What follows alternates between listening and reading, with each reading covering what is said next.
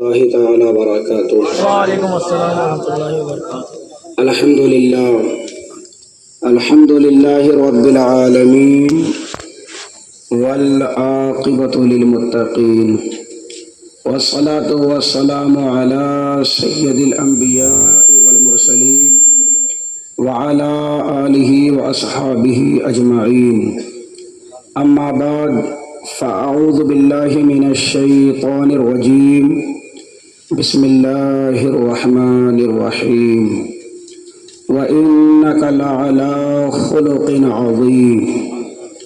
صدق اللہ مولانا العلی العظیم وصدق رسولہ النبی الامین المتین المبین الکریم، ونحن علی ذلک لمن الشاہدین والشاکرین، والحمد للہ رب العالمین۔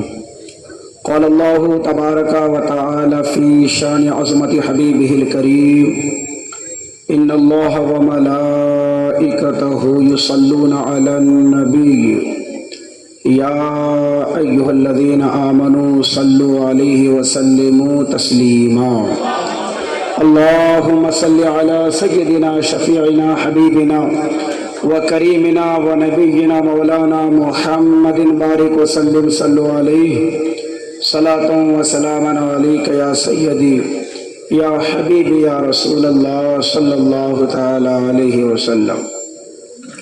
امام عشق و محبت، کنز الکرامت، جبل استقامت، حامی سنت، ماحی بدعت، صاحبی رشد و ہدایت، الشاہ امام احمد رضا خان فاضل بریلوی علیہ رحمت و رضوان فرماتے ہیں، تیرے خلق کو حق نے عظیم کہا، تیرے خلق کو حق نے عظیم کہا، تیرے خلق کو حق نے جمیل کہا، کوئی تجھ سا ہوا ہے نہ ہوگا شہا، تیرے خالق حسن و ادا کی قسم، کوئی تجھ سا ہوا ہے نہ ہوگا شہا، تیرے خالق حسن و ادا کی قسم۔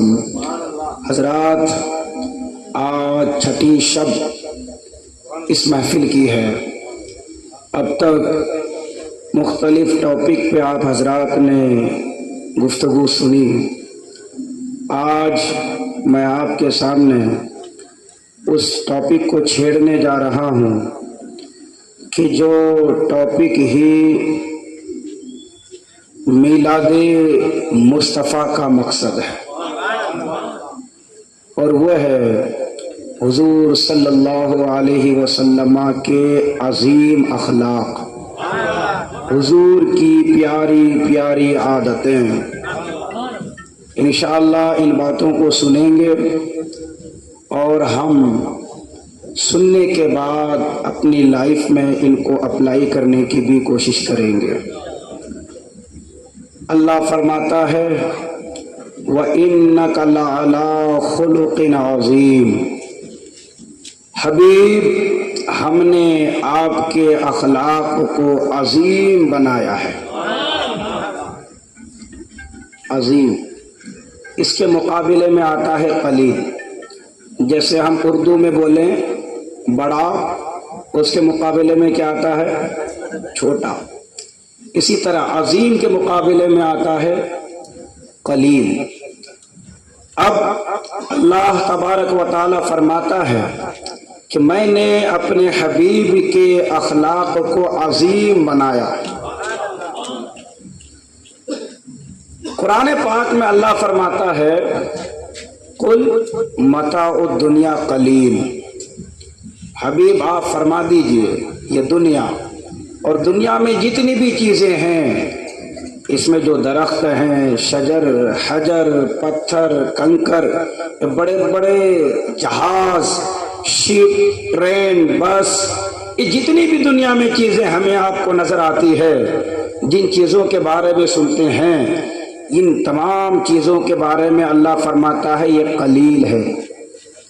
ہمیں قلیل کا ہی اندازہ نہیں کہ وہ کون کون سی چیزیں ہیں۔ ان تمام چیزوں کو اللہ فرماتا ہے قلیل ہے، اور اپنے حبیب کے اخلاق کی بات آئی تو اللہ فرماتا ہے عظیم ہے. فرمایا وَإِنَّكَ لَعَلَىٰ خُلُقٍ عَظِيمٍ، حبیب آپ کے اخلاق کو ہم نے عظیم بنایا ہے. تو جب قلیل کا اندازہ نہیں لگایا جا سکتا تو پھر عظیم کا اندازہ کیسے لگایا جا سکتا ہے؟ حضرات، دنیا جب سے قائم ہوئی اس وقت سے لے کر اب تک نہ جانے کتنے لوگ اس دنیا میں آئے اور چلے گئے، لیکن تاریخ انسان میں آپ کو کوئی بھی ایسا انسان سوائے حضور کے نظر نہیں آئے گا جو ہر معاملے میں پرفیکٹ ہو.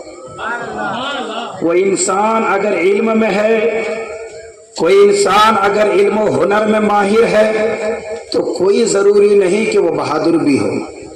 کوئی انسان اگر بہادر ہے تو کوئی ضروری نہیں کہ وہ انسان علم میں بھی اعلیٰ ہو. کوئی انسان اگر اپنے اخلاق کے اعتبار سے اچھا سمجھا جاتا ہو تو کوئی ضروری نہیں ہے کہ گھر میں بھی اس کے اخلاق اسی طرح کے ہوں. کوئی انسان اگر دینی معاملات میں اچھا ہو کوئی ضروری نہیں ہے کہ دنیاوی معاملات میں بھی اچھا ہو. یعنی پرفیکٹ 100% ہر فیلڈ میں، ہر میدان میں، ہر عمل میں آپ کو کوئی انسان پرفیکٹ نظر نہیں آئے گا. ہر انسان میں کوئی نہ کوئی کمی ضرور نظر آئے گی، لیکن واحد وہ آمینہ کا لال ہے. جس اعتبار سے بھی دیکھو، جس اینگل سے بھی دیکھو، حسن جمال میں دیکھو تو با کمال ہے، علم و ہنر میں دیکھو تو با کمال ہے، خوبصورتی میں دیکھو تو کوئی ثانی نہیں، سیرت میں دیکھو تو کوئی جواب نہیں، صورت میں دیکھو تو آپ جیسا کوئی نہیں.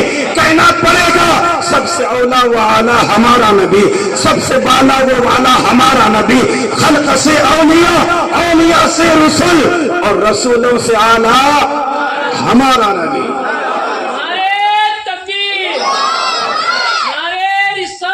یا رسول اللہ، زندہ باد زندہ باد، جزاک اللہ.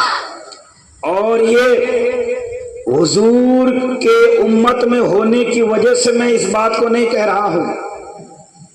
بے شک حضور کی امت میں ہے، ہم سب ہیں، ہم سب کو حضور سے محبت ہے. میں اس کی بات پیش کرنے لگا ہوں جس نے حضور کا کلمہ ہی نہیں پڑھا، جو مذہب کے اعتبار سے یہودی ہے، اس کے نظریات، اس کے خیالات اور اس کی سوچ حضور کے بارے میں کیا ہے. آئیے سنیے اور اپنے ایمان کو مزید تازہ کیجیے. درود پاک پڑھ لیں. اللہم صلی علی سیدنا شفیعنا حبیبنا وکریمنا نبینا مولانا محمد بارک وسلم صلو علیہ صلاۃ و سلام علیک یا سیدی یا حبیب یا رسول اللہ صلی اللہ تعالی علیہ وسلم. دنیا یہود کا بہت بڑا رائٹر، بہت بڑا مصنف، نام ہے مائیکل ایچ ہارٹ، اس کا نام ہے. اس نے کتاب لکھی The 100. اس کتاب کو لکھنے میں اس نے اپنی زندگی کے 20 سال لگا دیے. ریسرچ کرتا رہا 28 ایئرز تک. ہر شخصیت کو پڑھا، ہر شخصیت کو جانا، ان کے کارناموں کو پڑھا، ان کی زندگیوں کا مطالعہ کیا. 28 سال کا وقت لگا اس کو اس کتاب کے لکھنے میں. جب 20 سال کے بعد وہ کتاب مکمل ہوئی، اس کتاب کا پورا کام مکمل ہو گیا. دنیا نے اس کتاب کو جب دیکھا، یورپ میں وہ کتاب بڑی فیمس ہوئی. چونکہ لکھنے والا کوئی عام انسان نہیں، بہت بڑا نام ہے مائیکل ایچ ہارٹ کا، بہت بڑا رائٹر ہے، بہت بڑا مصنف ہے. جب وہ کتاب لانچ ہوئی، وہ کتاب پبلش ہوئی، لوگوں کے دل میں خواہش پیدا ہوئی کہ 20 سال کی محنت ہے اس کتاب کو لکھنے میں، 20 سال کی کوششیں ہیں، تب جا کر یہ کتاب وجود میں آئی ہے. ذرا پڑھ کے دیکھو تو صحیح کہ اس کتاب میں کیا لکھا گیا ہے. یہ The 100 کتاب کا نام ہے. جب لوگوں نے اس کتاب کا مطالعہ کیا، اللہ اکبر، جب لوگوں نے اس کتاب کو پڑھا تو وہ کہتے ہیں ہم سب تعجب میں پڑ گئے، کیونکہ لکھنے والا کوئی مسلمان نہیں، لکھنے والا ایک یہودی تھا، لیکن اس کتاب میں پہلے نمبر پر اس نے جس ذات کا نام لکھا تھا، جس انسان کا نام لکھا تھا، وہ انسان کوئی اور نہیں، اس نبی کا نام لکھا تھا جس نبی کا میلاد منانے کے لیے ہم اور آپ یہاں حاضر ہیں۔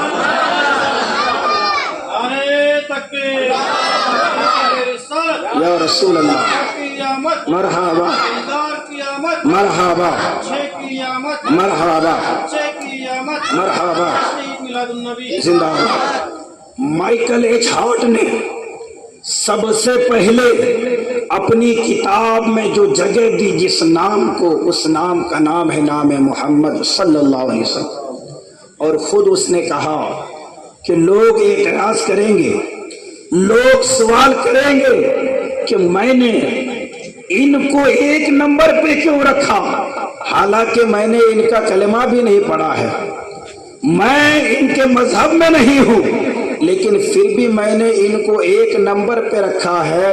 اس کی وجہ یہ ہے کہ حقیقت میں یہ ایک نمبر ہی کے قائل ہیں، ایک نمبر ہی کے لائق ہیں۔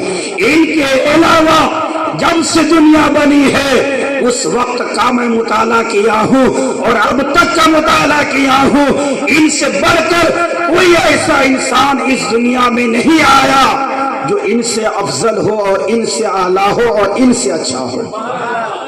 کہتا یہ عقیدت کی بولی نہیں، یہ سچائی ہے، یہ حقیقت ہے، دنیا کو ماننا پڑے گا کہ آمنہ کے لال سے بڑھ کر اس دنیا میں کوئی بھی کامل انسان ہی نہیں ہے۔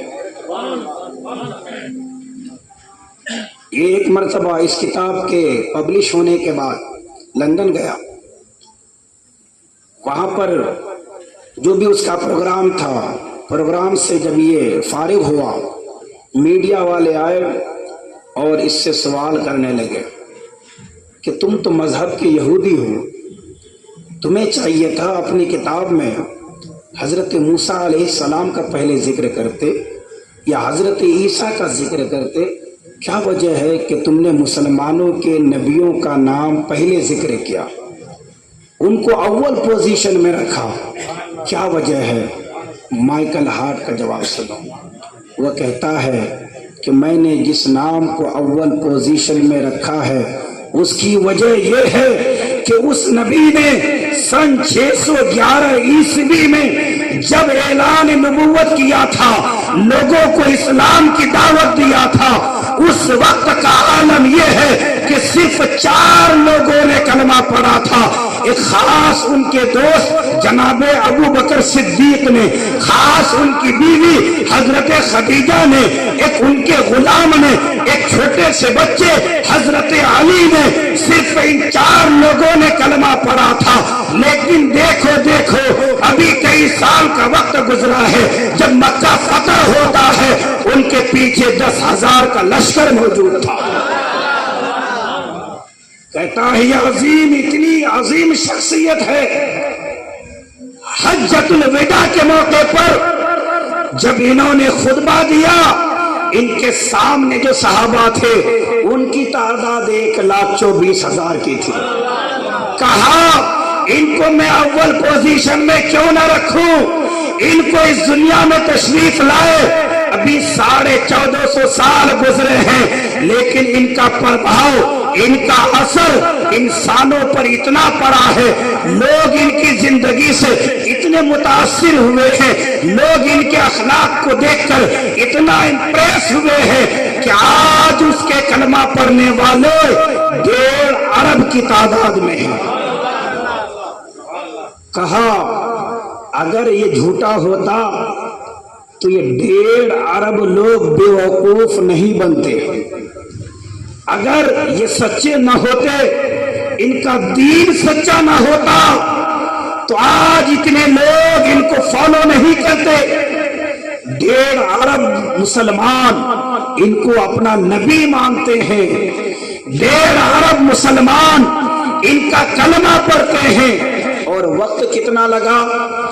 ابھی 1450 سال، اتنے کم وقت میں ان کی تبلیغ، ان کی دعوت دنیا کے کونے کونے میں پہنچی ہے۔ مطلب یہ ہے کہ یہ جن خوبیوں کا مالک ہے ان خوبیوں کا مالک کوئی نہیں ہے۔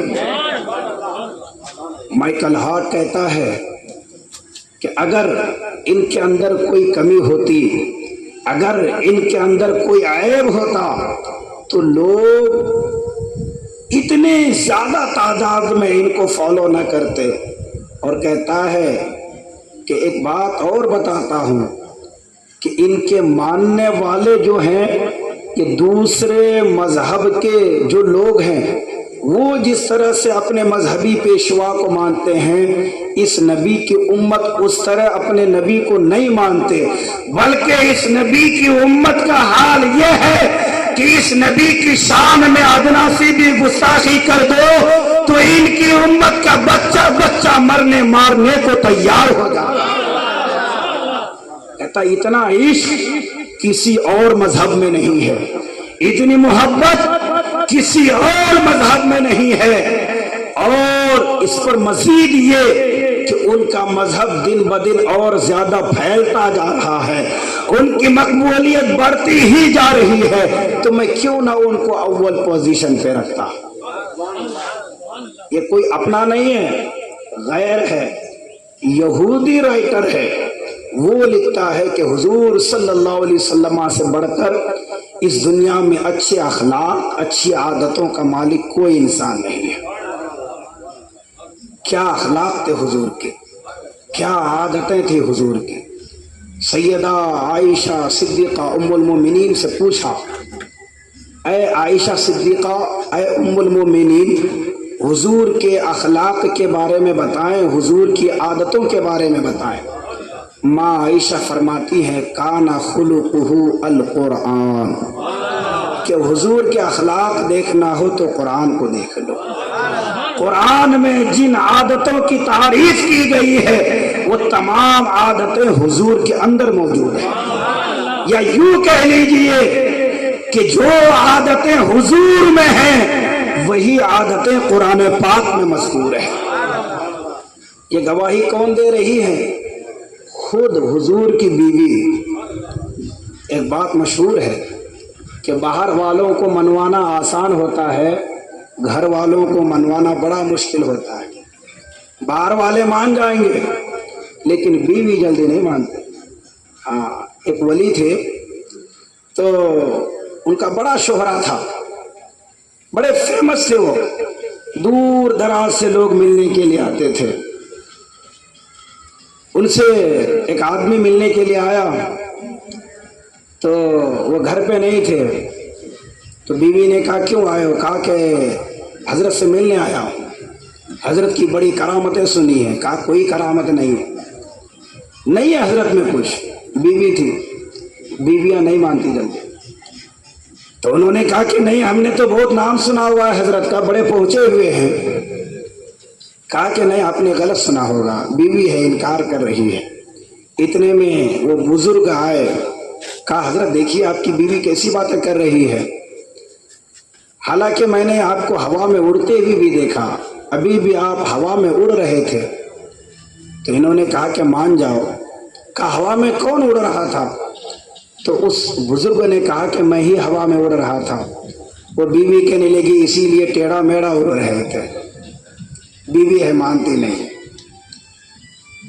کہ اس لیے ٹیڑھا میڑھا بنگا ٹنگا اڑ رہے تھے۔ تو حضرت عائشہ فرماتی ہیں کان خلقہ القرآن، حضور کے اخلاق دیکھنا ہو تو قرآن پاک کو دیکھ لو۔ کیا اخلاق ہیں حضور کے؟ علامہ قاضی عیاض مالکی شفا شریف میں لکھتے ہیں، ایک دیہاتی صحابی گاؤں کے رہنے والے حضور کی بارگاہ میں حاضر ہوئے، رات کا وقت تھا، عرض کرنے لگے یا رسول اللہ مجھے کچھ دیجیے۔ سائل بن کر آئے ہیں، منگتا بن کر آئے ہیں۔ تو میرے امام فرماتے ہیں میرے قریب سے گر قطرہ کسی نے مانگا، میرے قریب سے گر قطرہ کسی نے مانگا، دریا بہا دیے ہیں، دربے بہا دیے ہیں۔ انہوں نے کہا یا رسول اللہ کچھ دیجئے، حضور نے کچھ دیا، وہ لیے، صحابی تھے لیکن دیہات میں رہتے تھے، بارگاہ مصطفیٰ کا ادب نہیں جانتے تھے۔ انہوں نے کہا آپ نے کچھ نہیں دیا۔ انہوں نے کہا یہ آپ نے کیا دیا، کیا ہوگا میرا اس سے؟ اللہ کے حضور اگر کسی کو کچھ دے دیں اس کی 7 پشتوں کے لیے کافی ہو جاتی ہے، لیکن بارگاہ مصطفیٰ کا ادب نہیں جانتے تھے۔ انہوں نے کہا یہ کیا دیا ہم کو؟ حضرت عمر تو عمر سے تلوار نکال لی، کہا یا رسول اللہ بے ادبی کر رہا ہے، گردن اڑا دوں؟ حضور نے فرمایا نہیں عمر صبر کرو۔ ان کو گھر میں لے کے گئے، اپنے کاشانہ نبوت میں، اپنے نور آنے والے گھر میں، اور وہاں لے جا کر ان کی جھولے میں حضور ڈالتے رہے ڈالتے رہے ڈالتے رہے۔ کہا یا رسول اللہ بس بھی کیجئے، کہا نہیں لو اور لو۔ کہا یا رسول اللہ اب میں اٹھا نہیں سکتا، اتنا زیادہ میں گھر کیسے لے کر جاؤں گا؟ یا رسول اللہ آپ تو بہت زیادہ سخی ہیں۔ حضور نے فرمایا کیا یہی بات تم صحابہ کے درمیان میں کہہ سکتے ہو؟ یہ بات جو تم یہاں بول رہے ہو نا کہ بہت زیادہ سخی ہیں، یہ بات باہر نکل کر میرے صحابہ کو سنا سکتے ہو؟ چونکہ جب تم نے میرے صحابہ کے سامنے کہا نا یا رسول اللہ کچھ نہیں دیا، میرے صحابہ کا دل ٹوٹ گیا ہے، یہ جا کر بتا سکتے ہو؟ کہا ہاں یا رسول اللہ۔ حضور ان کو لیے باہر جب تشریف لائے تو انہوں نے یہ نہیں کہا کہ حضور نے بہت دیا، بلکہ وہ صحابی کہتے ہیں حضور کی سخاوت ایسی ہے جیسے کہ تیز آندھی چلتی ہو۔ کہتے ہیں حضور سے بڑھ کر تو میں نے کسی کو سخی دیکھا ہی نہیں ہے۔ اب میرے آقا مسکرائے، فرمایا عمر دیکھا تم نے کچھ، اگر اس وقت تم اس کو مار دیتے وہ جہنم میں جاتا، کیونکہ میری بے ادبی کیا تھا، گستاخ ہو گیا تھا، لیکن اب میری تعریف کر کے جو ہے یہ جنتی ہو گیا ہے۔ عمر ہے تو صحابی، ادب نہیں جانتا تھا، دیہات میں رہنے والا ہے، لیکن حضور کے اخلاق نے دیکھیے ان کو کیسا بنا دیا۔ اب وہ کہتے ہیں یا رسول اللہ آپ سے بڑھ کر میں نے کسی سخی کو دیکھا ہی نہیں ہے۔ اور طبرانی میں یہ حدیث پاک ہے، ابن جابر رضی اللہ تعالی عنہ اس کے راوی ہیں۔ حضور کے پاس 10 درہم تھے، حضور کسی شاپ میں گئے، 4 درہم سے حضور نے ایک قمیص خریدی۔ قمیص اوڑھ کر جب حضور چلنے لگے نا، ایک انصاری صحابی نے دیکھا، کہا یا رسول اللہ بہت خوبصورت ہے جبہ آپ کا، یہ جبہ آپ مجھے دے دے، اللہ آپ کو جنتی لباس عطا فرمائے گا۔ حضور نے جبہ اتارا، اس صحابی کو دے دیا۔ اب حضور کے پاس 6 درہم ہیں، حضور پھر سے گئے دکان میں، پھر سے حضور نے ایک قمیص خریدی۔ قمیص خرید کے حضور ابھی باہر ٹہل رہے ہیں، کیا دیکھا ایک بچی ہے، کم عمر ہے، رو رہی ہے۔ حضور گئے، پوچھا بچی کیوں رو رہی ہو؟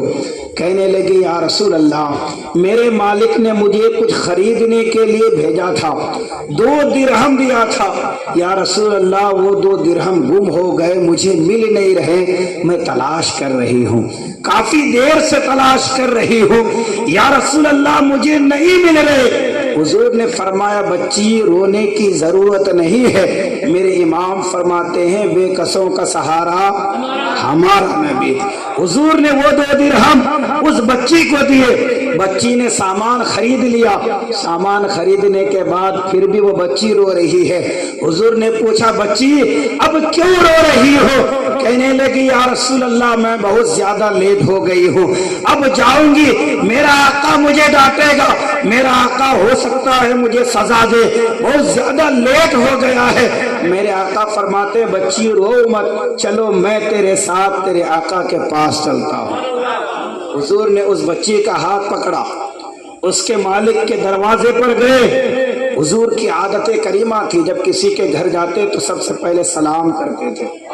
हुजूर ने सलाम किया अस्सलाम वालेकुम, लेकिन घर से कोई जवाब नहीं आया। फिर से हुजूर ने सलाम किया, कोई जवाब नहीं आया। तीसरी मर्तबा सलाम किया, जब जवाब आया वालेकुम अस्सलाम, दरवाजा खोला तो कहा या रसूल अल्लाह मेरी मुकद्दर की तो मेराज हो गई, आप मेरे घर में तशरीफ लाए। हुजूर ने पूछा मेरे सहाबी ये तो बता, मैंने 3 मर्तबा सलाम किया, लेकिन पहले 2 मर्तबा जो मैंने सलाम किया तुमने जवाब क्यों नहीं दिया?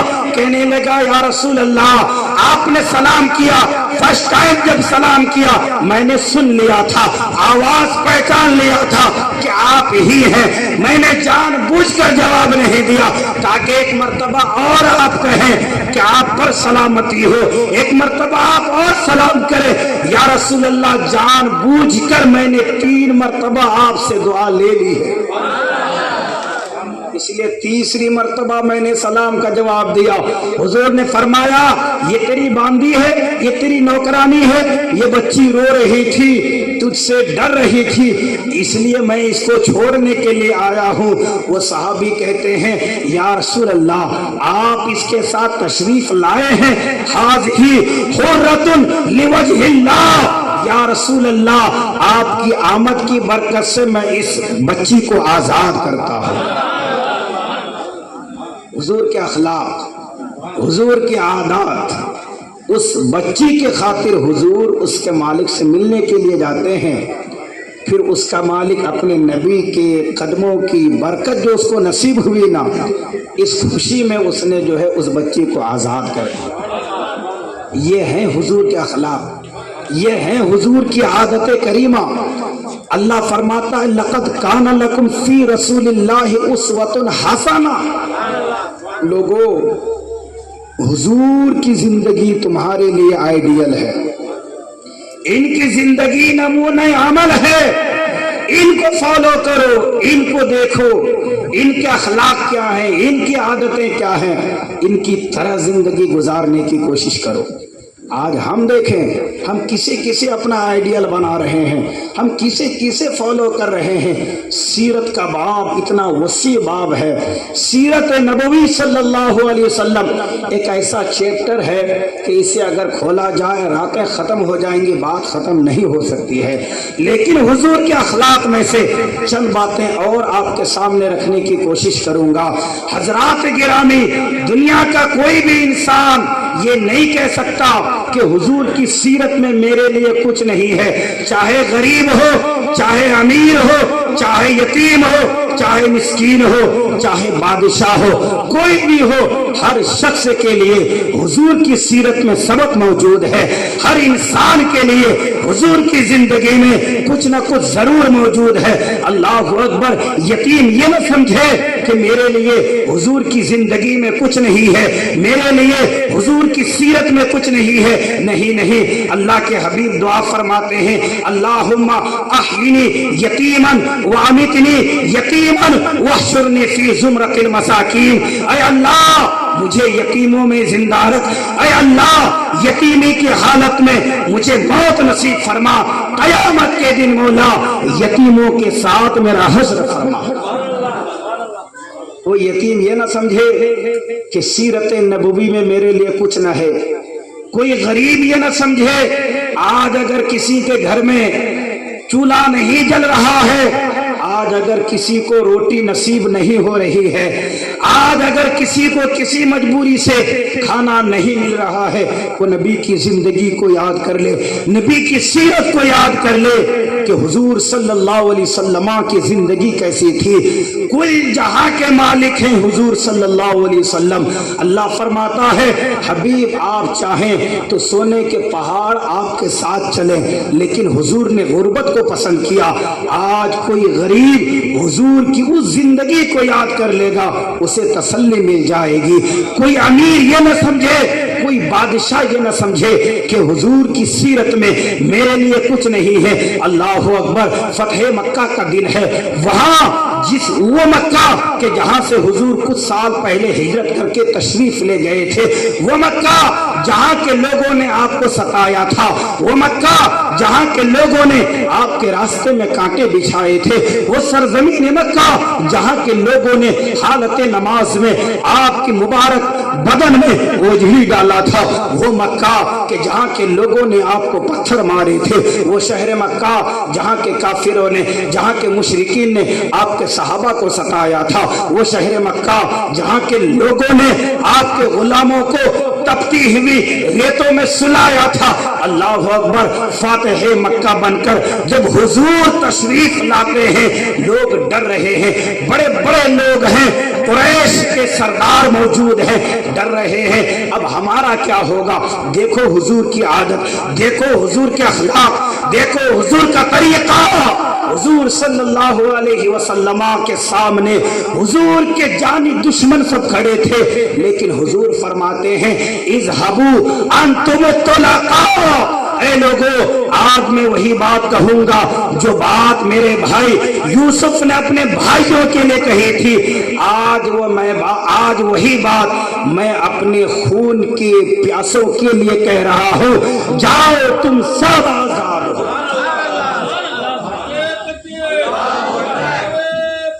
اللہ اکبر،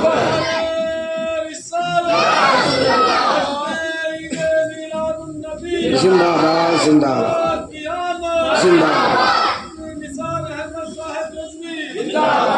دکھائیے نا کوئی ایسا انسان ہے، دشمن سامنے ہے، اچھا پیچھے 10,000 کا لشکر ہے حضور کے پیچھے، وہ لشکر کہ حضور ایک اشارہ فرما دیں تو سب کی تلواریں باہر آ جائیں۔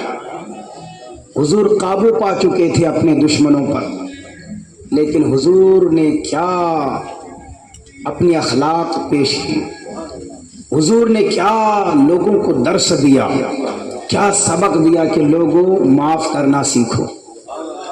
اس کا اثر کیا ہوا، حضور کی اس عادت کو دیکھ کر نہ جانے کتنے لوگ اس دن اسلام میں داخل ہو گئے۔ یہ حضور صلی اللہ علیہ وسلم کی سیرت، کوئی انسان ہرگز یہ نہ سمجھے کہ حضور کی سیرت میں میرے لیے کچھ نہیں ہے۔ حضرت رافع بن خدیج رضی اللہ تعالی عنہ یہ حضور کی بارگاہ میں جب تشریف لائے نا تو حضور نے ان کو 2 وادیوں کے درمیان جو جگہ ہوتی ہے اتنی زیادہ بکریاں حضور نے انہیں عطا کی، اتنی زیادہ بکریاں حضور نے انہیں عطا کی۔ حضور صلی اللہ تعالی علیہ وسلم نام لکھوائے تھے بشوے، اتنی زیادہ بکریاں جو 2 وادیوں کے درمیان میں ہوتی ہے، جب انہوں نے دیکھا حضور کی سخاوت کو، جب انہوں نے دیکھا حضور کی اس جود و کرم کو، یہ واپس اپنے قبیلے میں گئے اور اعلان کیے اسلموا اسلموا، لوگوں جلدی کرو اسلام میں داخل ہو جاؤ، جلدی کرو اسلام میں داخل ہو جاؤ۔ فَإِنَّ محمد صلی اللہ علیہ وسلم آتان، اس لیے کہ وہ نبی اتنا عطا کرتے ہیں، لا یخشى الفاقہ، کہ جب یہ عطا کرتے ہیں تو ان کے عطا سے انسان کو پھر کبھی فاقے کا کوئی غم ہی نہیں ہوتا۔ یہ حضرت رافع بن خدیج کہتے ہیں لوگوں جلدی جلدی اسلام میں داخل ہو جاؤ۔ حضرت عبداللہ بن سلام رضی اللہ تعالیٰ عنہ یہودی گروہ کے بہت بڑے عالم کا نام ہے، مدینہ طیبہ میں رہتے تھے۔ جب حضور ہجرت فرما کر مدینہ طیبہ تشریف لے گئے، یہودیوں نے دیکھا کہ لوگ ان کے ہاتھوں میں ہاتھ دے کر اسلام میں داخل ہو رہے ہیں۔ یہودیوں کی دکانداری بند ہو گئی، لوگ یہودیت سے اسلام میں کنورٹ ہونے لگے۔ یہ یہودی سب پریشان ہو گئے کہ کیا کیا جائے، اسلام اتنی تیزی کے ساتھ پھیلے گا، ہمارا مذہب مٹ جائے گا، ہماری کتاب کو کوئی پڑھنے والا نہیں ہوگا، سب لوگ تو اس نبی کا کلمہ پڑھ رہے ہیں، کچھ کرنا چاہیے، کچھ ہونا چاہیے۔ ان سب نے میٹنگ کی، میٹنگ میں یہ طے پایا کہ عبداللہ ابن سلام یہ پڑھا لکھا انسان ہے، معزز انسان ہے، سوجھ بوجھ رکھتا ہے، اس کے اندر عقل ہے، فہم ہے، فراست ہے، تدبر والی سوچ رکھتا ہے۔ عبداللہ ابن سلام کو تیار کیا، ان کو کچھ سوالات دیے، کہا عبداللہ ابن سلام ہم سب کی طرف سے تم جاؤ گے اس نبی کی بارگاہ میں اور جا کر یہ سوال کرنا، اگر اس کا یہ جواب دیتے ہیں تو اس پر پھر پلٹ کر یہ سوال کرنا۔ گویا کہ ان کو ایک طرح سے تیار کیا گیا، مکمل طور پر سمجھا دیا گیا، اور خود وہ بہت بڑے عالم تھے، لیکن حضرت عبداللہ ابن سلام فرماتے ہیں، مشکات شریف کی حدیث پاک ہے، وہ کہتے ہیں کہ جب میں حضور کی بارگاہ میں آیا نا، حضور مسجد نبوی شریف میں تشریف فرما تھے، صحابہ کرام موجود ہیں، حضور صلی اللہ تعالی علیہ وسلم اپنے صحابہ کو واعظ و نصیحت فرما رہے ہیں، میں نے دیکھا کہ حضور کچھ کہہ رہے ہیں، میں جو ہے خاموشی کے ساتھ ایک کونے میں جا کر بیٹھ گیا۔ اس وقت حضور درس دے رہے تھے، حضور اپنے صحابہ کو حکم دے رہے تھے، اے میرے صحابہ سل من قطع کا واط من رحم کا، اے میرے صحابہ تم اس سے بھی رشتہ جوڑو جو رشتہ توڑتا ہے، اے میرے صحابہ واتی من منع کا، تم اسے بھی عطا کرو جو تجھے عطا نہیں کرتا ہے۔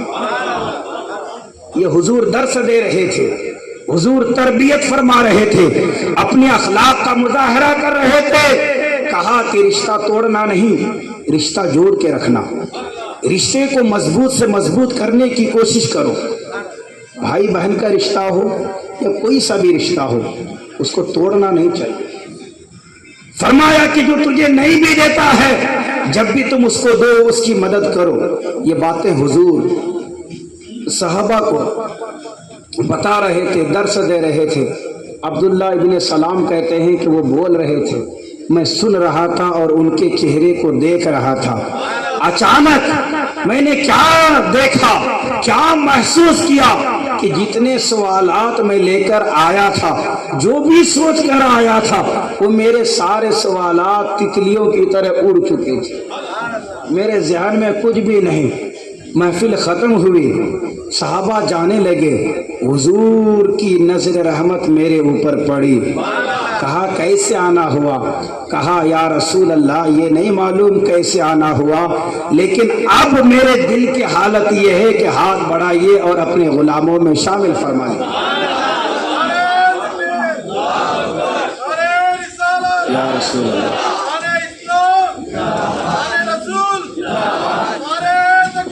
اللہ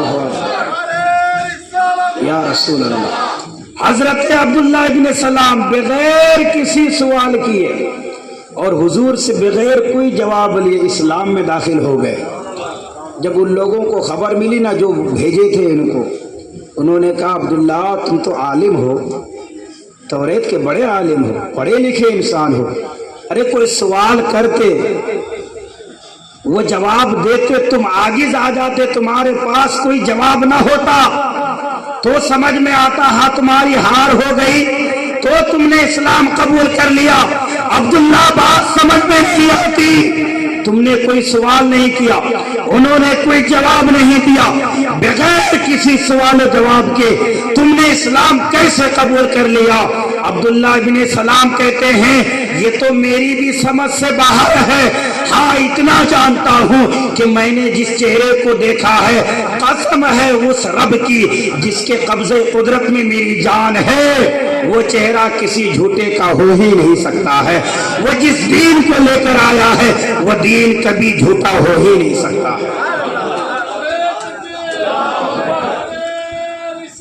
یا رسول اللہ، زندہ باد زندہ باد، مرحبا زندہ باد۔ جب عبداللہ بن سلام اسلام میں داخل ہوئے تو چونکہ یہ بڑے لیڈر تھے، بڑے عالم تھے، تو ان کے آنے کی وجہ سے اس دن پھر بہت سے لوگ اپنے یہودیت سے توبہ کر کے دین اسلام میں داخل ہوئے۔ किस बरकत से, किस वजह से? क्या हुजूर ने तलवार उठाई थी? नहीं, सिर्फ हुजूर की बोली से, सिर्फ हुजूर के मीठे अल्फाज सुनकर कि हुजूर दर्स क्या दे रहे हैं। रिश्ते निभाओ, रिश्ते को तोड़ा नहीं जोड़ा जाता है। आज कुछ लोग समझते हैं कि शायद मीठी बोली बोलने का नाम ही सिर्फ सीरत है। नहीं, एक सीरत का हिस्सा है, लेकिन सिर्फ मीठी बोली बोलना यही अच्छे अखलाक की दलील नहीं है। कितने लोग हैं कि जो बातें तो मीठी मीठी करते हैं, लेकिन उनकी आदतें देखो, उनका रहन सहन देखो, तो हुजूर सल्लल्लाहु अलैहि वसल्लम की सीरत से बिल्कुल भी नहीं मिलती है। हुजूर की सीरत पर अमल करने की कोशिश करो। देखो हुजूर सल्लल्लाहु ताला अलैहि वसल्लम कितने अपनी उम्मत के साथ मेहरबान और मुशफिक थे। एक सहाबी देहात के रहने वाले, नाम है हजरत ज़ैद वो ज़ाहिर बिन हिराम। क्या नाम है? हजरत ज़ाहिर बिन हराम। ये देहात के रहने वाले थे। ये हुजूर की बारगाह में आया करते थे। ये अपने देहात से सब्जियां और वहां की फ्रेश चीजें हुजूर की बारगाह में पेश करते, और जब ये वापस जाते ना, बदले में हुजूर शहर की चीजें इन्हें इनायत फरमाते थे। हजरत ज़ाहिर बिन हिराम, हजरत ज़ाहिर बिन हिराम गरीब थे, शक्ल सूरत भी उतनी अच्छी नहीं थी। वो कहते हैं या रसूल अल्लाह सल्लल्लाहु ताला अलैहि वसल्लम, मेरी तो शक्ल सूरत भी अच्छी नहीं, मेरे तो माली हालात भी इतने अच्छे नहीं। मेरे आका ने फरमाया ज़ाहिर ऐसी बात ना करो, तो वो है कि जो अल्लाह के रसूल की बारगाह में मकबूल है। अरे मैं तुझसे मोहब्बत करता हूँ। देहात के रहने वाले थे वो सहाबी। फरमाया इन्ना लिकुल्ल हाजिरतिन बादियतन व बादियतु आले मोहम्मद ज़ाहिर बिन हिराम। फरमाया हर शहरी इंसान का कोई देहाती इंसान दोस्त होता है, आले मोहम्मद का देहाती दोस्त का नाम ज़ाहिर बिन हिराम है। क्या सबक दिया, क्या दर्स दिया, किस तरह से उनकी ढारस बंधाई।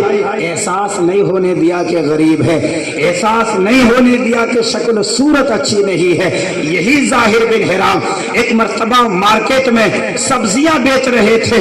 हुजूर तशरीफ लेकर आए, अपने नूरानी हाथों को, अपने मुकद्दस हाथों को हुजूर ने उनकी आंखों पर रख दिया और कहा बोलो कौन हो।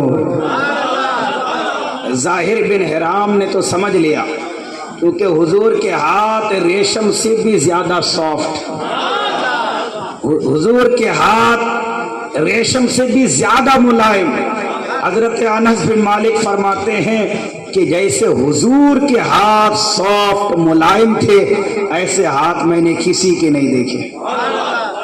अब जब हजरत ज़ाहिर बिन हिराम की आंखों पर हुजूर ने हाथ रखा ना, हजरत ज़ाहिर बिन हिराम को तो मालूम हो गया कौन है। हुजूर ने फरमाया मना ना बोलो मैं कौन हूँ, लेकिन ज़ाहिर बिन हिराम नहीं बोलते। और मेरा ईमान कहता है बोलना भी नहीं था, ये मेरा इश्क कहता है वो बोलते भी कैसे। हजरत ज़ाहिर बिन हिराम फरमाते हैं कि मुझे तो अच्छा मौका मिल गया था, मैंने अपनी पीठ को पीछे किया और अलम नशरह वाले सीने से अपनी पीठ को रगड़ना शुरू कर दिया। हुजूर के सीने अथर से अपनी पीठ को लगा रहे हैं। हुजूर फरमा रहे बोलो मैं कौन हूँ। ज़ाहिर बिन हिराम नहीं बोलते। जब काफी वक्त गुजर गया, हजरत ज़ाहिर बिन हिराम फरमाते हैं या रसूल अल्लाह आपके हाथ तो वह हाथ हैं, करोड़ों में भी आपका हाथ रहे तो इंसान पहचान जाए आपका हाथ है, लेकिन इसके बावजूद नहीं बोला। इसलिए मेरा इश्क कहता था ज़ाहिर पता नहीं फिर कभी अलम नशरा वाले सीने से टच होने का मौका मिले ना मिले, आज अच्छा मौका है, इस मौके को हाथ से जाने नहीं देना है। या रसूल अल्लाह जानबूझकर मैं नहीं बोल रहा था। اب حضور نے فرمایا کون ہے جو میرے اس غلام کو خریدے گا؟ ظاہر بن احرام کہتے ہیں یا رسول اللہ اس نکمے کو کون خریدے گا؟ حضور نے فرمایا ایسا نہ بولو، تو اللہ کی بارگاہ میں بھی محبوب ہے، اس کے رسول کی بارگاہ میں بھی محبوب ہے۔ کیا ڈھارس بندائی ہے، کیا حضور صلی اللہ علیہ وسلم نے ان کی دل جوئی فرمائی ہے۔ اچھا ایک اور صحابی، یہ بھی دیہات کے رہنے والے تھے، اس صحابی کی عادت یہ تھی کہ مارکیٹ میں جاتے کوئی بھی نیا پھل دیکھتے تو وہ اس پھل کو لیتے، غریب تھے یہ بھی، اور اس پھل کو لینے کے بعد یہ صحابی حضور کی بارگاہ میں حاضر ہوتے، حضور وہ نیا پھل ان سے لے کر تناول فرماتے، دعائیں دیتے۔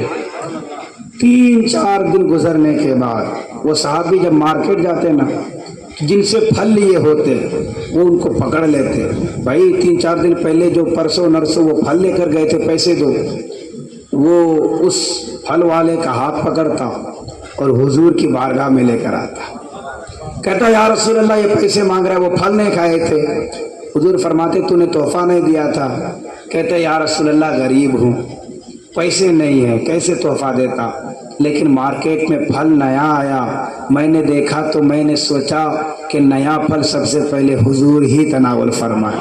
یا رسول اللہ ادھار لایا تھا، حضور پیسے بھی ادا فرماتے، پھر سے حضور دعا دیتے، 2 مرتبہ دعا فری میں وہ صحابی لے کر جاتے تھے۔ یہ حضور کی صحابہ سے محبت اور یہ انداز اور یہ آپسی تعلق اس طرح کے کسی کو فیل نہیں ہونے دیتے تھے حضور صلی اللہ علیہ وسلم کہ میں اتنی شانوں والا ہوں، میں اتنی عظیم اخلاق کا مالک ہوں تو تم میرے ساتھ اس طرح کے تعلقات رکھتے ہو، نہیں، بلکہ حضور ان سے مزاح فرماتے تھے، حضور صلی اللہ علیہ وسلم ان کے ساتھ دل جوئی فرمایا کرتے تھے۔ یہ حضور صلی اللہ علیہ وسلم کی عادت۔ حضرات جب اللہ تبارک و تعالیٰ نے یہ آیت کریمہ نازل فرمائی یا ایھا الذین آمنوا لا ترفعوا اصواتکم فوق صوت النبی، اے ایمان والو اپنی آواز نبی کی آواز سے بلند نہ کرو۔ حضرت ثابت بن قیس رضی اللہ تعالی عنہ، ان کی آواز عادتاً بلند تھی، یہ اونچا بولتے تھے، ان کی عادت تھی۔ اچھا یہ حضرت ثابت بن قیس کون ہے معلوم ہے آپ کو؟ معلوم ہے؟ یہ حضرت ثابت بن قیس وہ صحابی ہیں کہ اعلیٰ حضرت کا نسب جو ہے انہی سے جا کے ملتا ہے۔ ہاں حضرت ثابت بن قیس اسی صحابی سے ملتا ہے۔ اس صحابی کی آواز عادتاً بلند تھی۔ جب آیت نازل ہوئی نا، انہوں نے اپنے آپ کو اپنے گھر میں بند کر لیا۔ حضور صلی اللہ علیہ وسلم نے 1 دن دیکھا، 2 دن دیکھا، وہ صحابی حاضر نہیں ہو رہے ہیں۔ پوچھا ثابت بن قیس کہاں ہے؟ حضرت سعد بن معاذ سے کہا سعد بن معاذ وہ تیرا پڑوسی ہے، کہاں گیا تیرا پڑوسی؟ ثابت بن قیس نظر نہیں آ رہے ہیں۔ حضرت سعد بن معاذ نے کہا یا رسول اللہ اگر وہ بیمار ہوتے مجھے خبر مل جاتی، وہ بیمار تو نہیں ہے، پتہ کرتا ہوں۔ پتہ کیا، معلوم کیا تو دیکھا حضرت ثابت بن قیس اپنے آپ کو گھر میں بند کر لیے ہیں، گھر کے اندر بند ہیں، رو رہے ہیں۔ خبر دی حضور کی بارگاہ میں یا رسول اللہ حضرت ثابت بن قیس رو رہے ہیں، گھر کے اندر اپنے آپ کو بند کر لیا ہے، آپ کے پیچھے نمازیں بھی نہیں پڑھتے ہیں اور کہتے ہیں اللہ تبارک و تعالیٰ نے تو میرے سارے اعمال کو برباد کر دیا اس لیے کہ میری آواز تو بلند ہے، میری آواز تو بلند ہے۔ یہ آیت شاید میرے بارے میں یہ نازل ہوئی ہے، میرے تو سارے اعمال برباد ہو گئے، اب میں کس لائق رہا؟ میں رو رہا ہوں، افسوس کر رہا ہوں اپنی آواز کے اوپر۔ جب یہ خبر حضور کی بارگاہ میں پہنچی، حضور نے حضرت ثابت بن قیس کو بلایا۔ حضرت ثابت بن قیس حضور کی بارگاہ میں حاضر ہوئے، فرمایا ثابت بن قیس یہ آیت تیرے بارے میں نازل نہیں ہوئی، یہ اس کے بارے میں نازل ہوئی جو جان بوجھ کر میری بارگاہ میں آواز اونچی کرتا ہے۔ اور ساتھ ہی چونکہ یہ غمگین تھے تو تسلی دی، ڈھارس بندھائی، جو میرے امام فرماتے ہیں غم زدوں کو رضا مزدہ دیجیے کہ ہے بے کسوں کا سہارا ہمارا نبی۔ حضور نے فرمایا ثابت بن قیس یہ آیت تیرے بارے میں نازل نہیں ہوئی، اور سنو ثابت بن قیس، اللہ تجھے خوشحال زندگی عطا فرمائے، اور ثابت بن قیس تو جنتی ہے، اور ثابت بن قیس تو شہادت کی موت مرے گا۔ تین دعائیں حضور نے ان کو دی۔ اب صحابہ کہتے کہ جب ہمارے اندر یہ خواہش پیدا ہوتی کہ ہم کسی جنتی شخص کو دیکھیں تو ہم ثابت بن قیس کو دیکھا کرتے تھے، کیونکہ ان کو ڈر تھا کہ میرے اعمال برباد ہو چکے ہیں، ان کو ڈر تھا کہ میرے اعمال تو لٹ چکے ہیں، میری آواز، جزاک اللہ، میری آواز حضور کی آواز سے بلند ہو رہی تھی، تو حضور نے تسلی دی ثابت تو جنتی ہے۔ اب یہ ثابت بن قیس جنگ یمامہ میں، یہ کون سی جنگ ہے معلوم ہے؟ یہ وہ جنگ ہے جہاں صحابہ کرام نے عقیدہ ختم نبوت پر پہرا دیا ہے۔ یہ وہ جنگ ہے جہاں پر میری تمہاری جیسی ان سستی جانوں کی قربانی نہیں گئی ہے، بلکہ صحابہ کی وہ مقدس جانیں 1200 صحابہ یہاں اس میدان میں شہید ہوئے ہیں، صرف عقیدہ ختم نبوت کے لیے۔ اسی جنگ یمامہ میں یہی حضرت ثابت بن قیس کفن پہن کر تشریف لے گئے اور فرمایا کہ آج یا تو یہ مسلمہ کذاب کے حواری اس کے ماننے والے مریں گے یا ثابت بن قیس شہید ہوگا۔ ان کے گھر کی طرف جو راستہ آتا تھا نا، انہوں نے وہاں پہ بڑا سا گڈھا کھود دیا تھا، بڑا سا گڑھا بنا دیا تھا تاکہ پلٹ کر گھر کی طرف نہ جا سکو۔ یہ عشق ہے، یہ ہے محبت رسول کہ حضور کے عشق میں جان قربان کر دوں۔ گڈھا کر دیا کہ کہیں اگر دوسرے لوگ گھر کو جا رہے ہیں تو ان کے ساتھ ساتھ میں نہ چلا جاؤں، کہا جانے کا کوئی راستہ ہی نہ بچے۔ جنگ کرتے رہے شہید ہو گئے حضرت ثابت بن قیس جنگ یمامہ میں، اور حضور کی دعا تھی کہ شہادت کی موت ملے گی۔ حضرات، یہ واحد وہ صحابی ہیں، یہ اکیلے وہ صحابی ہیں کہ مرنے کے بعد جن کی وصیت پر عمل کیا گیا ہے۔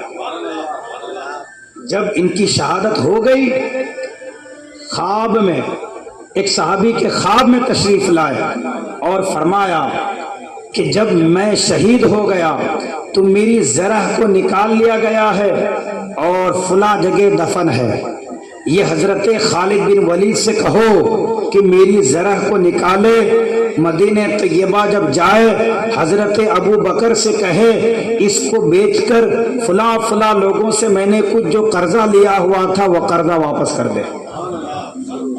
حضرت خالد بن ولید کو یہ خواب بتایا گیا۔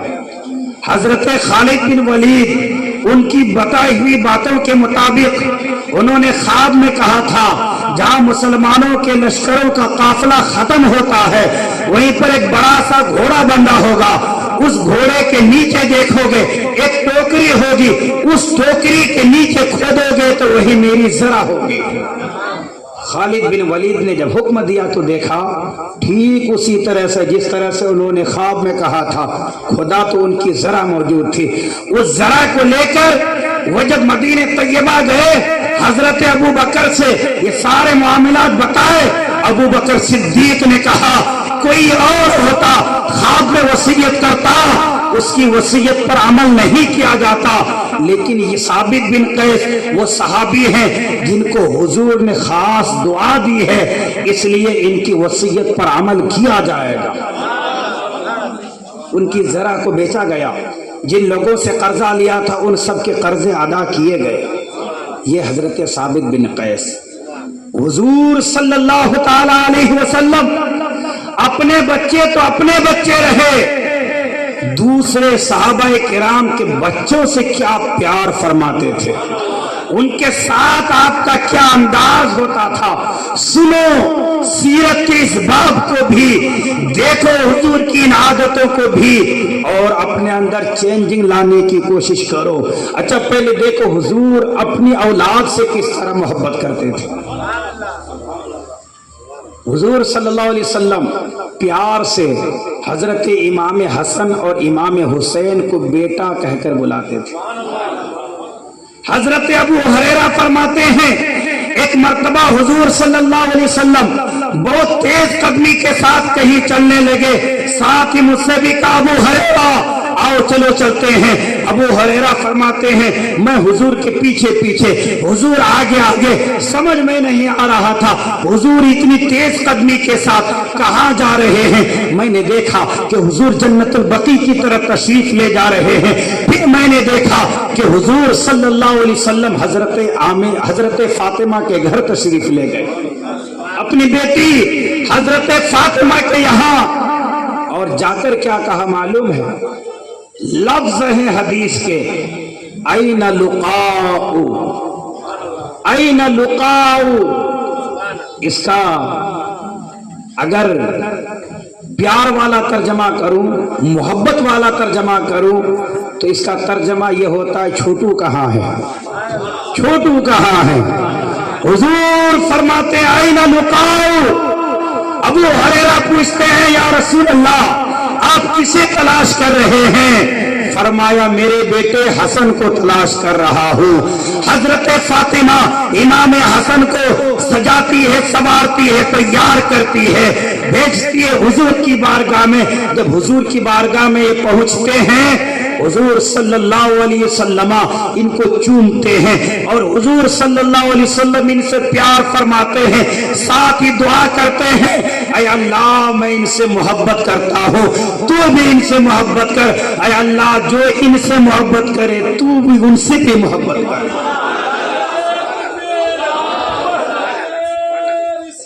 یا رسول اللہ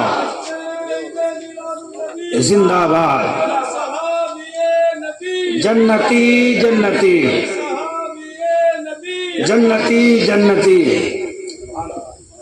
حضرت ابو ہریرہ فرماتے ہیں کہ حضور کے وصال کے بعد واللہ ما رأیت حسنا قط الا فاضت عینای دموعا، قسم ہے رب کی کہ جب بھی میں حضرت امام حسن کو دیکھتا تو حضور کے اس محبت والے انداز کو یاد کرتا تو میری آنکھوں سے آنسو جاری ہو جاتے۔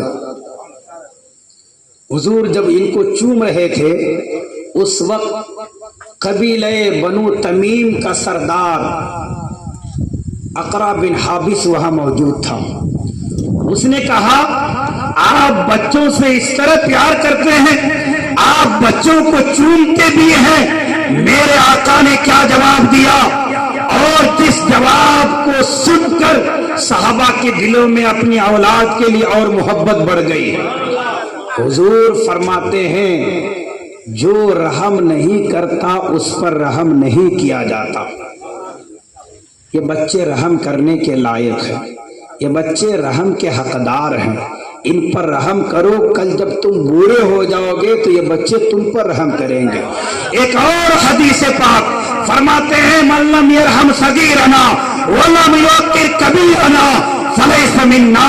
حضور فرماتے ہیں جو چھوٹوں پر شفقت نہیں کرتا، بڑوں کا ادب نہیں کرتا، وہ ہمارے طریقے پر نہیں ہے۔ کیا سیرت ہے، کیا درس ہے، کیا حضور نے سبق دیا ہے امت مسلمہ کو۔ یہ تو اپنی اولاد، اپنے نواسے کے ساتھ محبت کا انداز۔ اب ایک چھوٹی سی بچی اما بنت خالد بن سعید بن عاص، یہ حضرت خالد بن ولید جو ہیں یہ وہ حضرت خالد نہیں، یہ دوسرے خالد بن سعید بن عاص، یہ دوسرے صحابی ہیں۔ یہ حبشہ ہجرت کیے تھے اور اس میں حضرت جعفر طیار بھی شامل تھے۔ مسلمانوں نے 2 مرتبہ ہجرت کی ہے، ایک مرتبہ حبشہ کی طرف اور ایک مرتبہ مدینہ طیبہ کی طرف۔ پہلی ہجرت جو ہوئی وہ حبشہ کی طرف، حضرت عثمان بھی اس میں گئے ہیں، حضرت جعفر بھی، اور یہ حضرت خالد بن سعید بن عاص۔ وہی حبشہ میں اس بچی کی پیدائش ہوئی تھی۔ نام کیا ہے؟ اما بنت خالد۔ حضور نے محبت میں، پیار میں، شفقت میں اس بچی کی کنیت رکھی ام خالد، یعنی خالد کی ماں۔ جب حبشہ سے مسلمان واپس مدینہ طیبہ آ رہے تھے نا، تو حبشہ کا جو نجاشی بادشاہ تھا اس نے مسلمانوں سے کہا کہ جب تم اپنے نبی کے پاس جاؤ نا تو میرا سلام کہہ دینا۔ اس نجاشی بادشاہ نے کسی کا نام نہیں لیا تھا، مطلقاً اس نے کہا تھا یہ مسلمانوں کا قافلہ اس دن مدینہ طیبہ پہنچا جس دن خیبر فتح ہوا تھا۔ حضور خود فرماتے مجھے پتا نہیں کہ جعفر کے آنے کی زیادہ خوشی ہے یا خیبر فتح ہونے کی زیادہ خوشی ہے۔ جب یہ مسلمانوں کا قافلہ آیا، وہ بچی بھی ساتھ میں، اتنی چھوٹی بچی کہ ان کے والد ان کو گود میں لیے ہوئے ہیں۔ یہ بچی آگے بڑھتی ہے، کہتی ہے یا رسول اللہ ایک پیغام آپ کے نام ہے۔ سارے صحابہ حیرت میں، حضور حیرت میں، کہا بولو کیا ہے؟ کہنے لگی یا رسول اللہ حبشہ کا جو نجاشی بادشاہ ہے نا اس نے آپ کو سلام کہا ہے۔ حضور خوش ہوئے، دعائیں دی، فرمایا کہ تم اما بنت خالد نہیں، تم ام خالد ہو، تم تو خالد کی بھی ماں ہو۔ وہ بات جو صحابہ کو اس وقت یاد نہیں آئی، اس چھوٹی سی بچی نے اور حبشی زبان میں کہا تھا، وہ حبشہ میں پیدا ہوئی تھی۔ اب جب اس نے یہ بات کہی، حضور صلی اللہ تعالی علیہ وسلم اس بچی کی اس ادا سے اتنے خوش ہوئے کہ اس کا نام ہی بدل دیا، فرمایا تم تو خالد کی ماں ہو۔ ایک مرتبہ حضور کی بارگاہ میں بہت سے غنیمت کے مال آئے ہوئے تھے، انہیں میں ایک بہت خوبصورت چادر تھی، یمنی چادر۔ صحابہ سوچ رہے تھے آپس میں کون خوش نصیب ہوگا جس کو یہ چادر ملے گی۔ سب سوچ رہے تھے ہمیں ملے گی، ہمیں ملے گی۔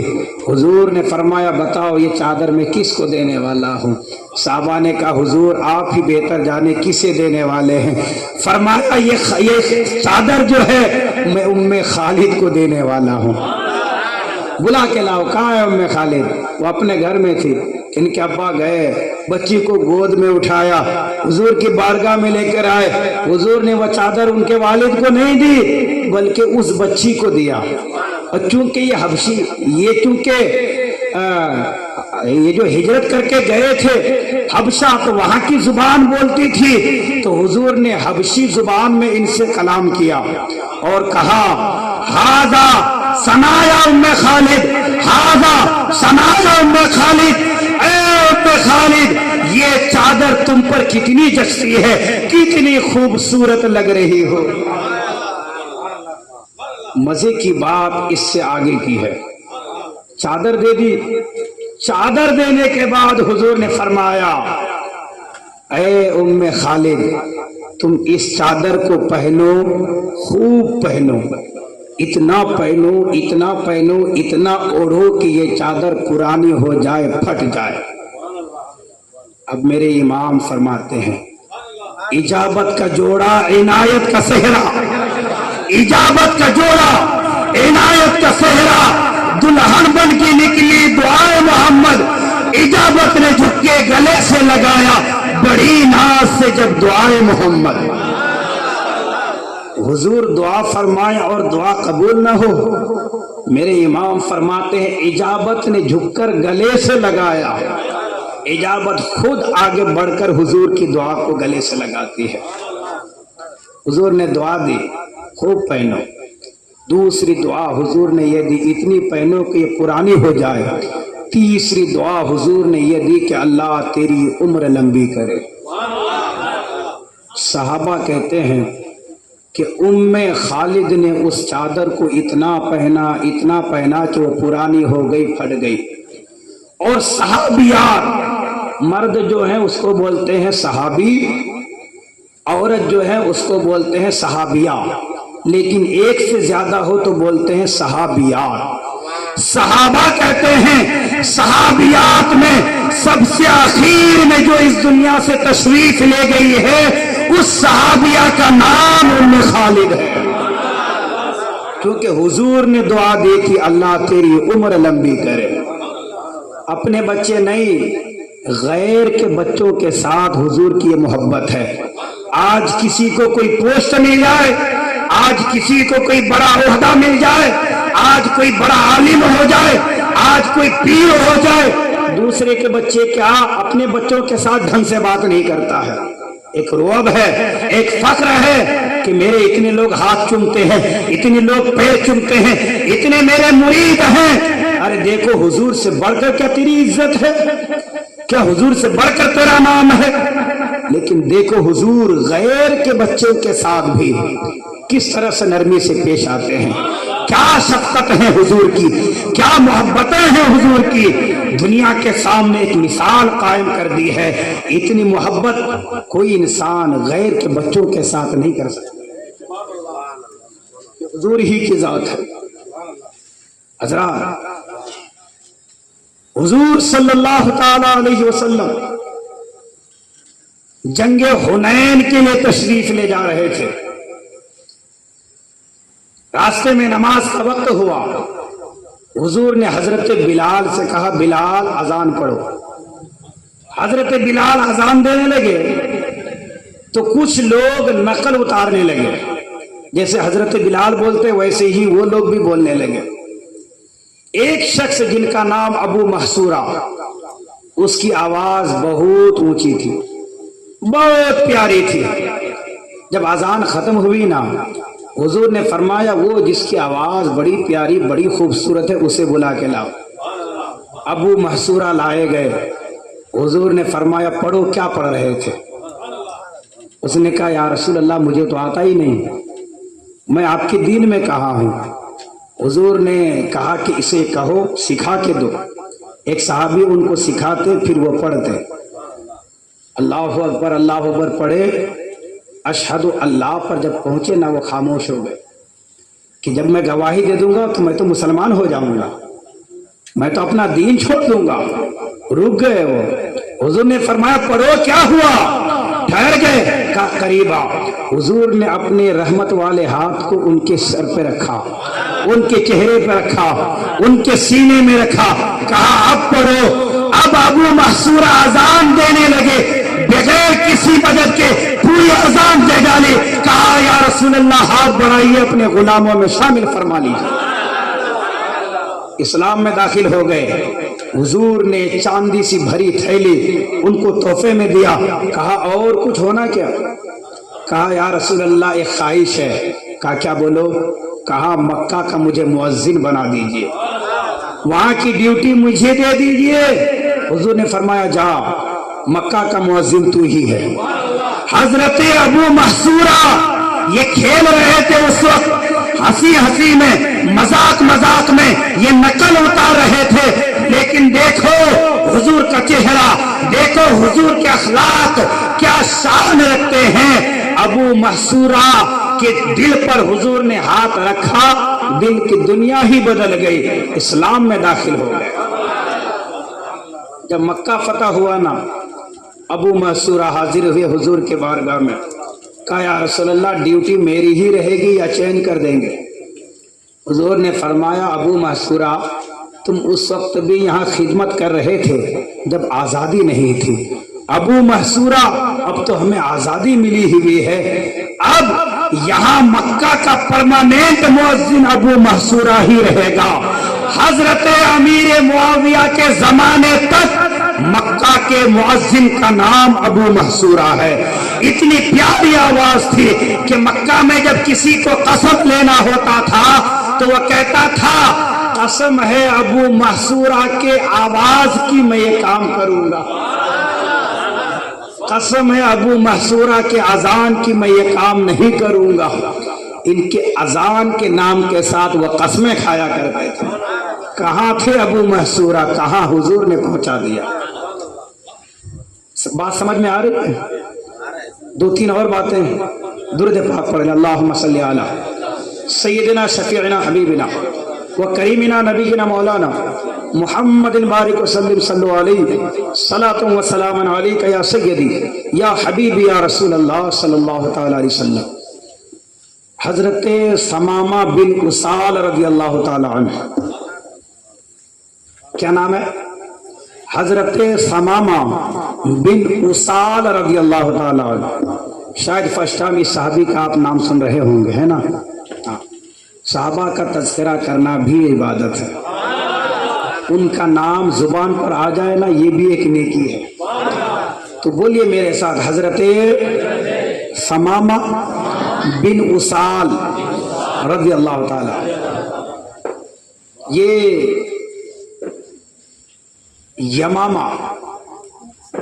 یمامہ کے رہنے والے تھے. یمامہ کا نیا نام کیا ہے معلوم ہے حضرات کو؟ حجاز. حجاز تو معلوم ہے نا, حجاز ہی کا پرانا نام یمامہ ہے, سمجھے؟ یہاں کے رہنے والے تھے حضرت ثمامہ. ان کی پہلے حضور سے دشمنی تھی اور بڑی سخت والی دشمنی تھی. انہوں نے قسم کھائی تھی کہ حضور کو قتل کر دیں گے. حضور نے دعا مانگی, اے اللہ اسامہ پر مجھے ایک دن تو قدرت دے دے, قبضہ دے دے. حضور نے یہ دعا مانگی. دیکھو اگر کوئی بھٹکا ہوا بھی حضور کی بارگاہ میں آ جاتا ہے نا, تو حضور اسے کہاں تک پہنچا دیتے ہیں. یہ ثمامہ بن اسال عمرہ کرنے کے لیے نکلے یمامہ سے, حجاز سے. راستہ بھٹک گئے. آج اتنی ترقی ہے, اتنی ٹیکنالوجی کا زمانہ ہے, اس کے باوجود راستے بھول جاتے ہیں لوگ. یہ گوگل میں جو میپ ہے نا, یہ کبھی کبھی انسان کو وہاں پہنچا دیتا ہے کہ جہاں سے نکلنا بڑا مشکل ہو جاتا ہے. ایسی ایسی گلیوں کا راستہ دکھاتا ہے وہ. حضرت ثمامہ یہ اونٹنی پر جا رہے تھے عمرہ کرنے کے لیے. مکہ شریف نہ جا کر راستہ بھٹک کر مدینہ طیبہ پہنچ گئے. حضور کے صحابہ گشت کر رہے تھے. صحابہ نے دیکھا, پہچان لیے, یہ تو حضور کا جانی دشمن ہے, اس نے قسم کھائی حضور کو مارنے کی. صحابہ نے ان کو پکڑا اور ایک پلر سے جکڑ کر باندھ دیا. کہا یا رسول اللہ آپ کی دعا قبول ہو چکی ہے. یا رسول اللہ وہ قیدی بن چکا ہے آپ کا جانی دشمن. حضور باہر تشریف لائے تو دیکھا ثمامہ بن اسال. حضور نے کہا ثمامہ بولو, اب بتاؤ کیا خیریت تو ہے؟ کہنے لگا یاد رکھیے اگر آپ نے مجھے قتل کیا میرے قبیلے والے آپ کو چھوڑیں گے نہیں. میری گردن, میری ہائٹ, میرا جسم دیکھیے سرداروں والی ہے اور یقیناً میں سردار ہوں. جتنا پیسہ چاہیے آپ پیسہ لے لیجئے, جو مال و دولت چاہیے آپ لے لیجئے, مجھے چھوڑ دیجئے. اگر مجھ پر حملہ کیے تو پھر بہت برا ہوگا. یہ ثمامہ بن اسال کہنے لگا. حضور نے اس کی بات پر کوئی توجہ نہیں دی, چلے گئے. دوسرے دن پھر ثمامہ بن اسال کہنے لگا جو مال و دولت چاہیے آپ لے لیں, مجھے قتل نہ کریں, چھوڑ دیں. حضور نے کوئی توجہ نہیں دی, چلے گئے. تیسرے دن صحابہ دل ہی دل میں سوچنے لگے آج تو فیصلہ ہوگا, آج اس کی گردن اڑے گی, آج یہ قتل ہوگا, آج اسے کوئی بچانے والا نہیں. لیکن قربان جاؤں حضور کی اخلاق کریمہ پر. اللہ نے ایسے نہیں فرمایا وَإِنَّكَ لَعَلَىٰ خُلُقٍ عَظِيمٍ. حضور ہم نے آپ کو عظیم اخلاق کا مالک بنایا, ایسے نہیں فرمایا. تیسرا دن ہے, حضور پھر تشریف لائے. ثمامہ بن اسال کے سامنے جب آئے کہنے لگا جو مال و دولت چاہیے آپ لے لیں, مجھے قتل نہ کریں. حضور نے صحابہ سے کہا صحابہ رسیاں کھول دو، آزاد کر دو. کہا جاؤ، آزاد کیا، بغیر کسی شرط کے میں تجھے آزاد کرتا ہوں. ثمامہ بن اسال وہ دیکھتا ہی رہ گیا، یہ کیا دیکھ رہا؟ میرا جانی دشمن جس کو مارنے کی میں نے قسم کھائی تھی، بغیر کسی شرط کے مجھے آزاد کر دیا. وہ جانے لگا لیکن سوچنے لگا، بڑا فکر مند ہونے لگا، آخر یہ ہو کیا رہا ہے میرے ساتھ؟ ایسا بھی کوئی انسان ہو سکتا ہے؟ ثمامہ بن اسال چلتے چلتے ایک باغ میں گیا، وہاں پر دیکھا پانی ہے، اس نے کپڑے نکالے، غسل کیا، پھر سے کپڑے پہنے، واپس حضور کی بارگاہ میں آیا. حضور نے فرمایا میں نے تو آزاد کر دیا، تم گھر گئے نہیں. کہنے لگا یا رسول اللہ دل تو میرا آپ کے قدموں میں رہ گیا، خالی جسم لے کر میں کہاں کہاں پھروں. یا رسول اللہ اپنے غلاموں میں شامل فرمائیں. اور کہا یا رسول اللہ حقیقت یہ ہے کہ جب میں کلمہ نہیں پڑھا تھا آپ کے چہرے سے زیادہ بدصورت معاذ اللہ مجھے کوئی چہرہ نہیں لگتا تھا، لیکن اب میں کلمہ جب سے پڑھ لیا ہے، قسم ہے اس رب کی جس کے قبضے قدرت میں میری جان ہے، آپ سے زیادہ حسین و جمیل میرے نزدیک کوئی ہے ہی نہیں. آپ سے زیادہ خوبصورت کسی کا چہرہ نہیں. کہنے لگا یا رسول اللہ جب تک میں کلمہ نہیں پڑھا تھا دین اسلام سے برا میں کسی دین کو نہیں سمجھتا تھا، لیکن جب میں نے کلمہ پڑھ لیا اب اس دین سے زیادہ پسندیدہ میرے نزدیک کوئی دین ہے ہی نہیں. کہنے لگا یا رسول اللہ جب تک میں کلمہ نہیں پڑھا تھا آپ کے مدینہ طیبہ شہر سے زیادہ مجھے کسی شہر سے نفرت نہیں تھی، لیکن جب سے میں نے کلمہ پڑھ لیا اس شہر سے زیادہ مجھے کوئی شہر اور پسند ہی نہیں ہے. یہ تین باتیں اس نے کہی. حضور کی غلامی میں آیا اور وہ پھر عمرہ کرنے کے لیے گئے. جب عمرہ کر رہے تھے چونکہ بڑے سردار تھے، خبر پہنچ چکی تھی مکہ شریف، لوگوں نے دیکھا ثمامہ بن اسال کو مسلمانوں کے طریقے پر عمرہ کر رہا ہے، کہا اوئے بے دین ہو گیا ہے کیا، دین چھوڑ دیا ہے؟ اسامہ بن اسال کہتے ہیں کہ دین نہیں چھوڑا ہے بلکہ اب تو مجھے دین ملا ہے. وہ دین ہی کوئی دین تھا، یہ دین ہے. ثمامہ بن اسال کہتے ہیں یہی تو سچا دین ہے، میں اب اس دین اسلام میں داخل ہو گیا ہوں. لوگوں نے کہا کہ تو بددین ہو گیا. کہا ہوش سے بات کرو، معلوم ہے میں کون ہوں.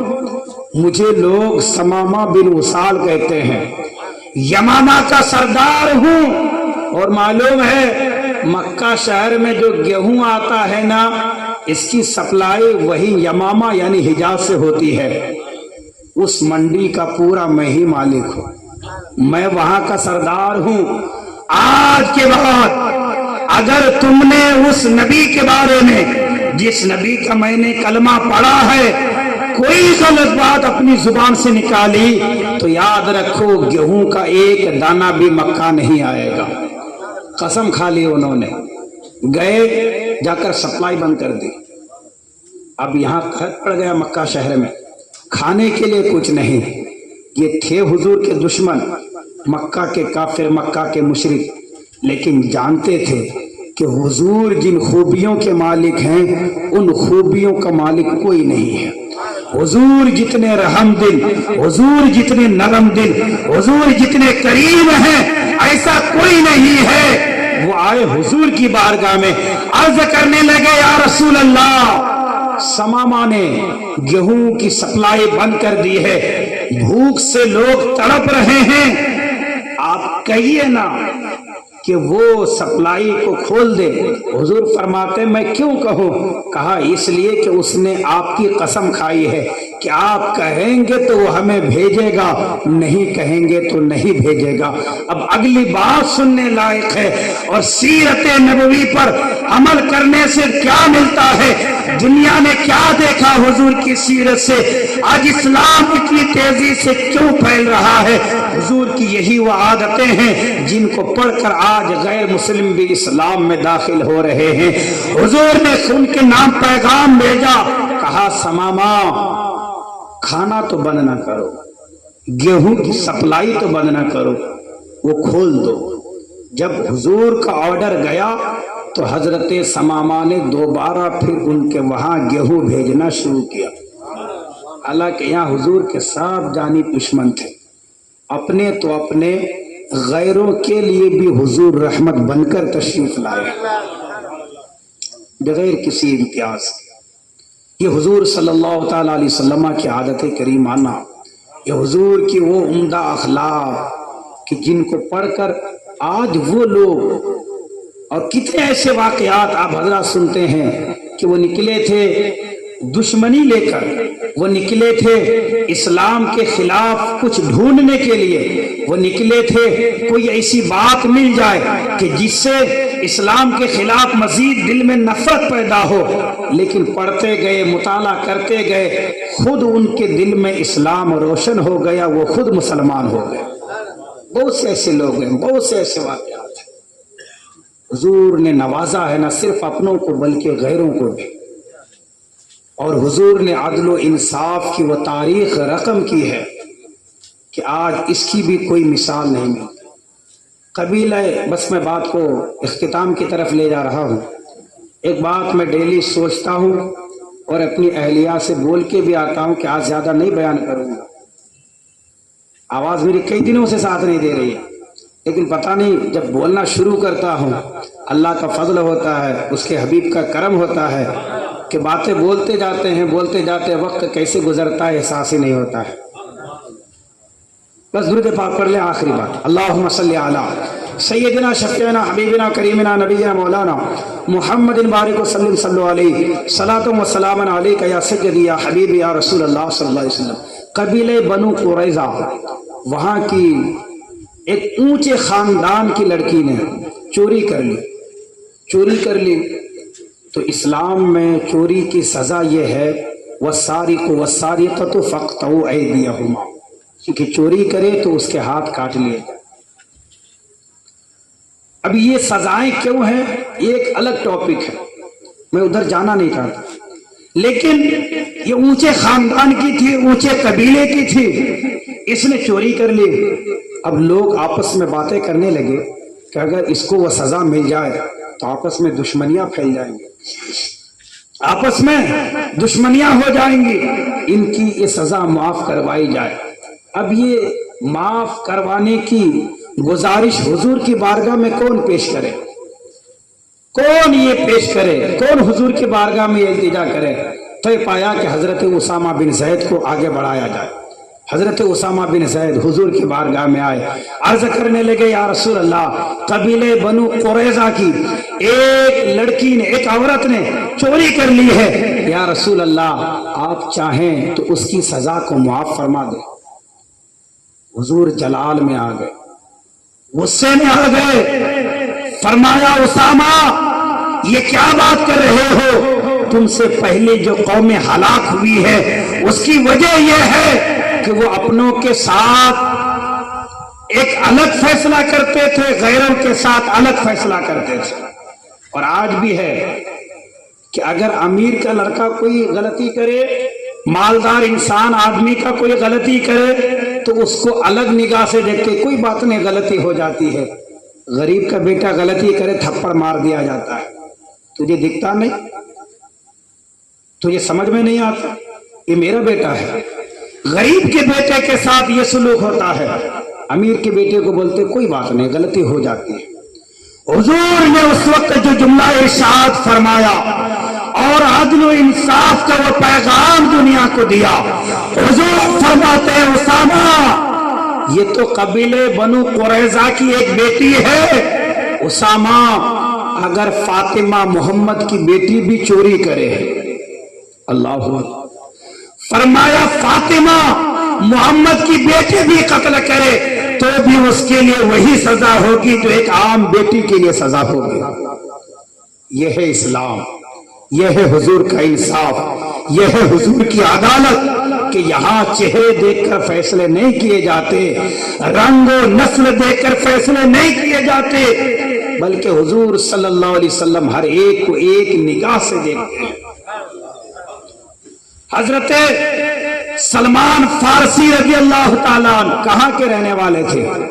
فارس کے رہنے والے تھے، عربی نہیں تھے. جب مدینہ طیبہ آئے انصار صحابی کہتے تھے یہ ہم میں سے ہے، یہ ہم میں سے ہے، اور مہاجر صحابی کہتے تھے ہم میں سے ہے. دونوں آپس میں کہنے لگے ہم میں سے ہے. حضور نے فرمایا سلمان منا اہل البیت، اے انصار صحابہ سلمان نہ تم میں سے ہے، اے مہاجر صحابہ سلمان نہ تم میں سے ہے بلکہ سلمان میری اہل بیت سے. کیا تسلی دی، ہر ایک کو چھوڑ چھاڑ کے آئے تھے حضرت سلمان. کوئی سہارا نہیں تھا، بے کسوں کا سہارا ہمارا نبی، حضور نے سہارا دیا. حضرت صہیب رومی روم سے نکلے تھے، یہ اٹلی جو بولتے ہیں نا وہیں پہ ہے روم، وہاں سے نکلے حضور کی تلاش میں. جب یہ آنے لگے کافروں نے ان کو پکڑ لیا، کہا کہاں جا رہے ہو؟ کہا میرے نبی سے ملنے جا رہا ہوں. کہا نہیں جانے دیں گے. کہا مال و دولت دے رہا ہوں. کہا کہ ٹھیک ہے بولو کہاں ہے تمہارے مال و دولت؟ کہا میرے گھر میں نے ایک جگہ کھود کر اپنا سارا مال وہیں پر دفن کر دیا ہے. صہیب رومی فرماتے ہیں مجھے چھوڑ دو، جاؤ میرا پورا مال لے لینا. صہیب رومی حضور کے عشق میں، حضور کی محبت میں مدینہ طیبہ آ رہے ہیں. جیسے ہی وہ مدینہ کی گلیوں میں داخل ہوئے میرے آقا صحابہ سے فرماتے ہیں صحابہ کھڑے ہو جاؤ، میرا ایک عاشق صہیب بڑا نفع والا سودا کر کے آ رہا ہے، استقبال کے لیے کھڑے ہو جاؤ. خود حضور کھڑے ہوئے، صحابہ کو کھڑے ہونے کا حکم دیا. فرمایا یہ نفع والا سودا کر کے اپنا سب کچھ قربان کر کے میرے قدموں تک آ کر پہنچا ہے. کہاں تھے صہیب رومی، کہاں پہنچا دیا ہے. یہ حضور کی در دولت ہے، یہاں کوئی فرق نہیں ہے. آخری بات، حضور کی زندگی سے غیر جو بہت زیادہ امپریس ہوئے ہیں نا، وہ بات یہ ہے کہ حضور اور حضور کے وہ صحابی جن کو مہاجر صحابی کہتے ہیں، مہاجر ہجرت کرنے والے کو، یہ لوگ کہاں کے تھے بولیے؟ مکہ شریف. ہجرت کر کے کہاں گئے؟ مدینہ شریف. مکہ شریف سے مدینہ شریف کافی دوری پر ہے.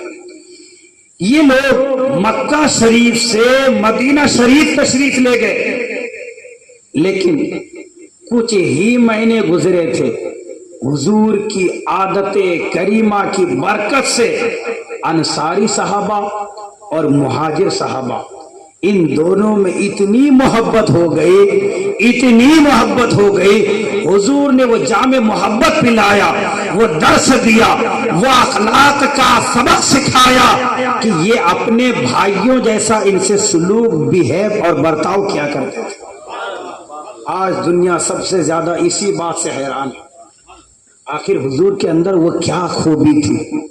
آج کسی انسان کو دوسری جگہ جا کر بسنا، وہاں کا بن جانا سالوں لگ جاتے ہیں، کسی کی زندگی گزر جاتی ہے، لیکن وہاں اسے وہ پیار نہیں ملتا ہے جو اپنے وطن میں ملتا ہے.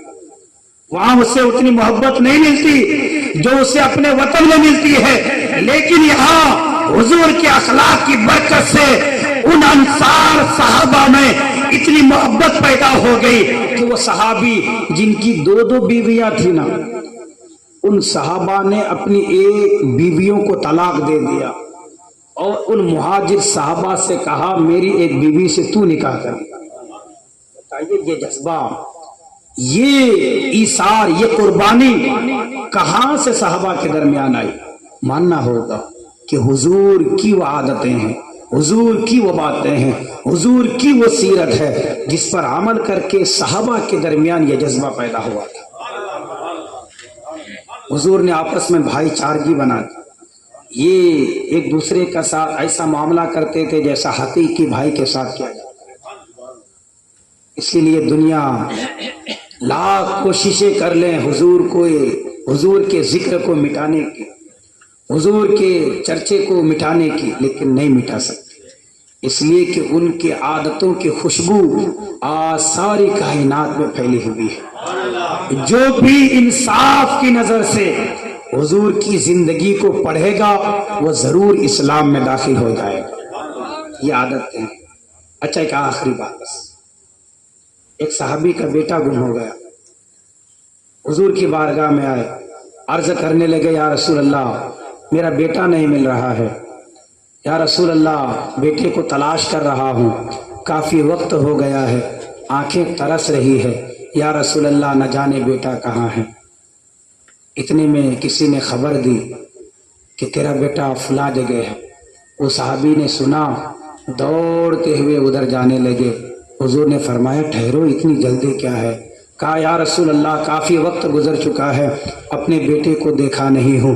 میرے آقا نے فرمایا ضرور جانا، دیکھنا، لیکن ایک بات یاد رکھنا، تم جب جاؤ گے نا تو اپنے بیٹے کو بیٹا کہہ کر مت پکارنا۔ کہا یا رسول اللہ بیٹا میرا ہے، بیٹا کہہ کر نہ پکاروں تو کیا کہوں؟